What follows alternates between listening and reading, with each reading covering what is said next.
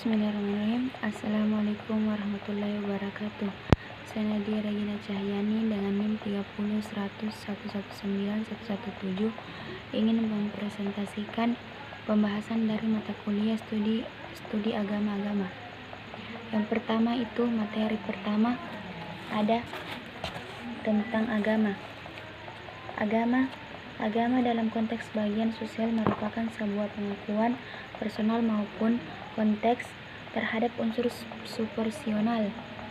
Agama bertitik tolak dari adanya suatu kepercayaan terhadap suatu yang lebih kuasa atau lebih agung, lebih mulia daripada makhluk Allah berhubungan dengan masalah ketuhanan, di mana manusia yang mempercayai harus menyerahkan diri kepadanya dan mengabdikan diri sepenuhnya karena manusia mempercayainya. Pembahasan kedua ada klasifikasi agama. Klasifikasi agama ada 3 ciri. Yang pertama, wahyu dan non-wahyu. Yang kedua, misionaris dan non-misionaris. Dan yang ketiga, rasional dan universal.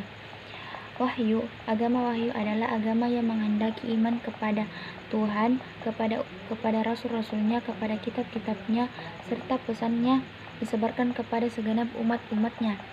Agama non-wahyu adalah agama yang tidak memandang esensial penyerahan manusia kepada tata aturan ilahi, ketentuan baik dan buruknya bukan sumber utama dari kitab suci. Misionaris. Agama misionaris adalah agama yang ajarannya mengharuskan penganutnya menyebarkan kepada seluruh manusia.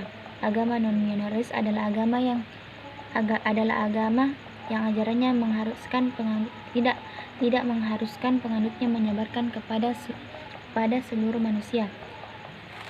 Yang ketiga, ada pembahasan tentang sejarah agama.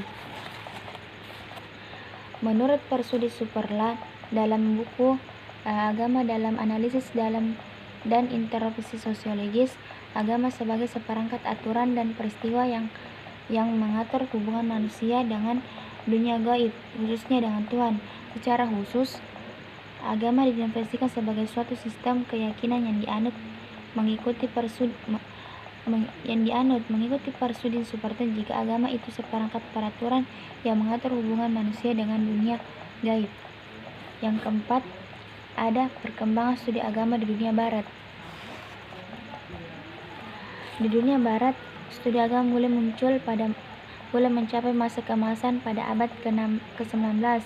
Munculnya ini disebabkan karena ketertarikan Yunani dan Romawi kuno terhadap agama yang memiliki ajaran yang berbeda. Pembahasan yang kelima ada Katolik.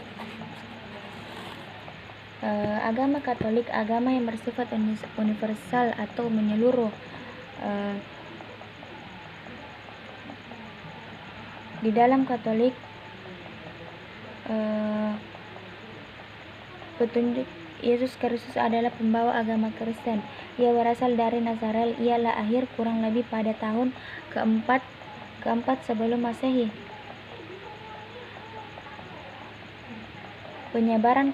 Penyebaran agama Katolik adalah dimulai sejak kedatangan Portugis di Indonesia yang dilakukan miniorisme pada abad ke-16 atau ke-17 di bagian NTT.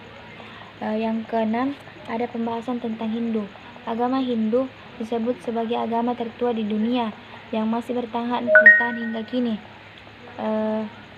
Umat Hindu menyebutnya agamanya sebagai Sanabata Dharma, artinya jalan abadi.